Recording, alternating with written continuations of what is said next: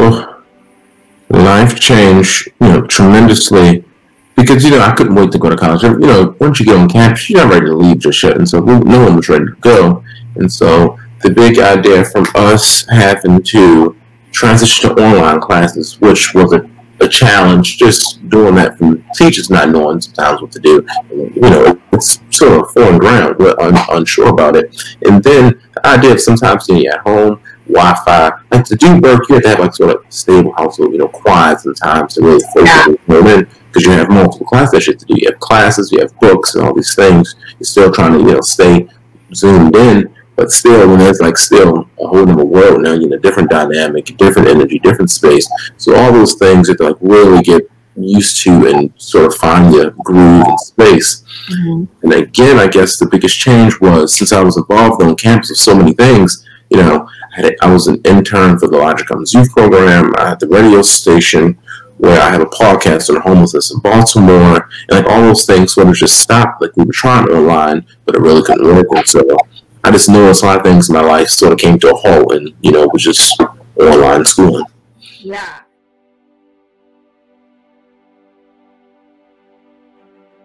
Students need the most would be probably like stable technology and internet access, because if you don't, it's hard, because if you're doing the Zooms and you're doing the meetings, you have to read books and you have to interact with your classmates, you have to turn in papers by a certain time, and you don't have that stable, it won't happen. So maybe somehow you maybe could have I don't know, like Dropbox laptops or Chromebooks that really just help support students, because they're going to need it, by the time they're on campus, and they will need Wi-Fi.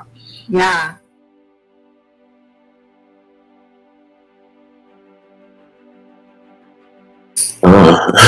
So in February, I had a lot of things planned. I was applying to so many different programs, and I actually was supposed to be going to Israel this past summer because I play squash, and there's a squash nonprofit in Israel where I'm going to teach Israelis and Palestinian students how to play squash, and also to teach them sort of American culture and things that happen here. And I'm supposed to be doing that for a month, and that is all been postponing campus for next year. And so plans have really changed. But now this summer, what I plan to do is, since I'm sort of unsure where I really want to go with my career, I plan on sort of doing like a career board where I'll be reaching out to different people in like sort of career fields that I want to go into, and so I'll maybe email and maybe do like a 5-minute interview, get some questions, get some feedback, and then that can like sort of help me. And so by the time I'm on campus for the sophomore year, hopefully I'll have sort of a better grasp of what I really want to do and what I want to pursue.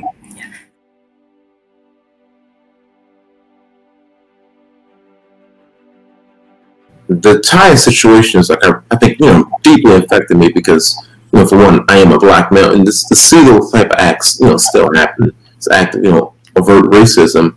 But like another thing that we have to think about, like we were in COVID-19 and people are still out of jobs, and so the idea that the black community is already suffering from COVID-19, like they're not having the jobs, they already have like some of the highest cases we have already, most of the health issues and pre-underlying health issues, and we're getting sicker. And so to see this happen, like it's sort of from both ends, that one side of America is battling COVID-19, and another side is battling America of racism in COVID-19. And so really, it's hard because, again, as I think about, what I want to pursue and dreams and aspirations, like that act is just, it's profound. Like you see it, and everyone can understand that that's unjust. But also, I just don't think that we can't forget the other things that stem from that issue. Like when we look at those communities in Minneapolis and places all over, from Baltimore, example, Freddie Gray happened in the area he, what happened in his situation.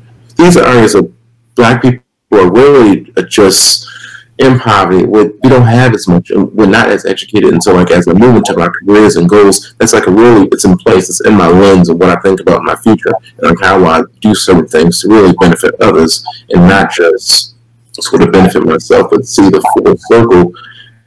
Because just because there are a lot of black people who are going to college and getting degrees, that's not the entire greater community and the greater aspect of the United States. If you look at us, you have so many pockets of poverty and just disadvantage and disparities. And so with the Floyd situation, I think that's just like a, I don't want to say great climax, but again, this shows the light of the things that are happening, and that we're not just battling COVID-19, we're also battling racism. Yeah.